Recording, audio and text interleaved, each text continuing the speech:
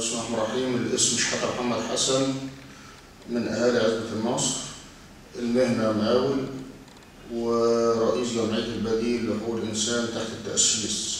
احنا طبعا عندنا المنطقة إن هي منطقة عشوائية، فالمشاجرات عندنا متكررة من طبيعة حال المناطق العشوائية، وكان أي مشاجرة بتقوم ممكن تحصل فيها خسائر في الأرواح.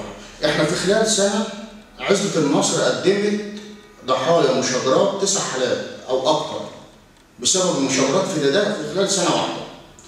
فالنهارده لما كانت بتيجي الشرطة تخش، فكانت لازم تخش المنطقة بمساعدتنا ومساعدة مجموعة من الأهالي داخل المنطقة إن هي تساعدهم بحيث إن هم يوجدوا للشارع الهدوء. إحنا بعد الثورة فطبعا كان في انفلات أمني وفي حاجات فقدت على مستوى المناطق داخل الجمهورية.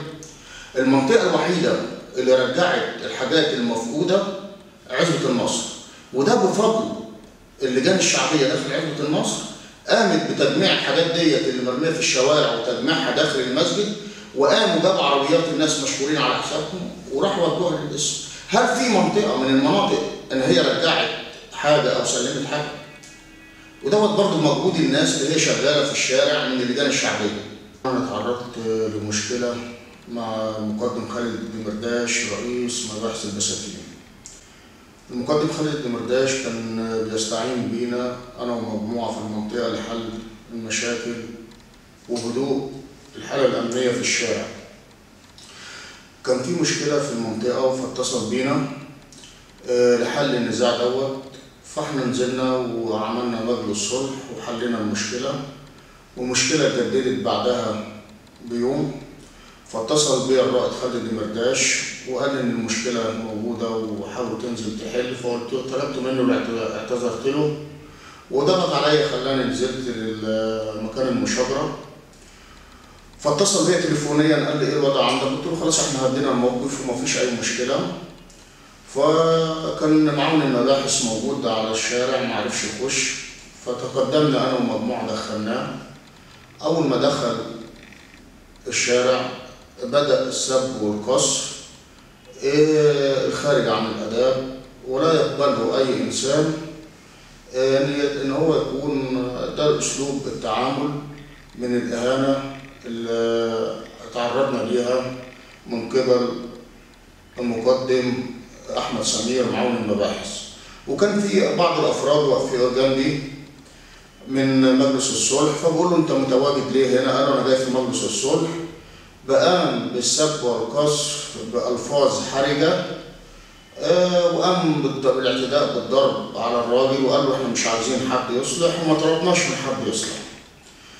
فطبعا انا واقف فبقول له انت ليه بتعمل كده؟ فطبعا قال لي فرد ان انا اعجز عن ذكره على الملأ.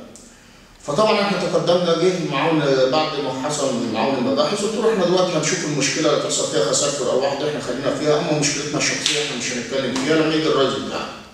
فجه رئيس المباحث كرر نفس السيناريو الغلط من السب والقصف المباشر لينا. فقلت له احنا مش مرشدين عندك عشان ان انت توجه لنا الاهانه دي ولا موظفين عندك، احنا ناس بنساعدك.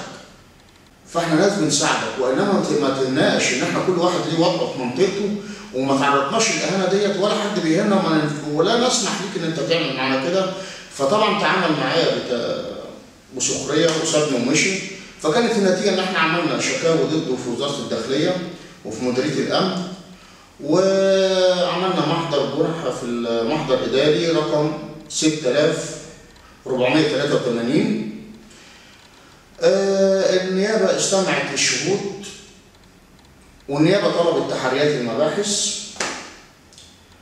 من بعد الواقعة النيابة طلبت تحريات المباحث من القطاع، لحد دلوقتي القطاع ما عملش تحريات المباحث.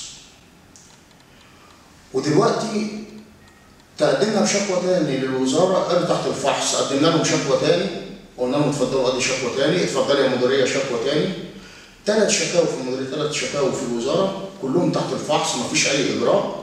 الموضوع ده اضطرني إن أنا عملت وقفة احتجاجية عشان أنا الموضوع ده تعبني نفسيا، وده جرح جوايا مش هيتم قفله الا ان انا اخد حقي بطريقه قانونيه. ودي الوقفه اللي انا عملتها قدام نقابه المحامين، فدي كانت بدايه انطلاق شحنه داخليه جوايا.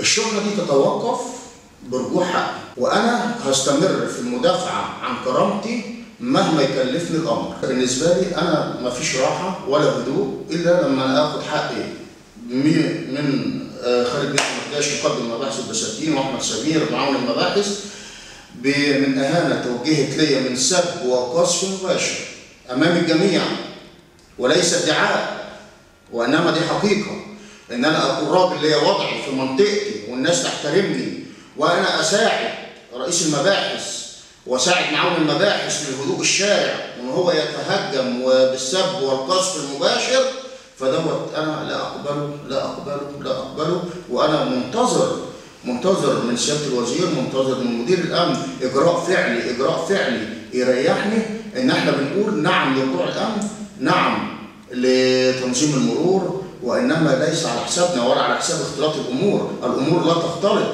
لا تهان الشرفاء المحترمين، المحترم لا يهان، الشريف لا يهان. وهذا الاسلوب العنف او بالكسوه مع من يستحقه.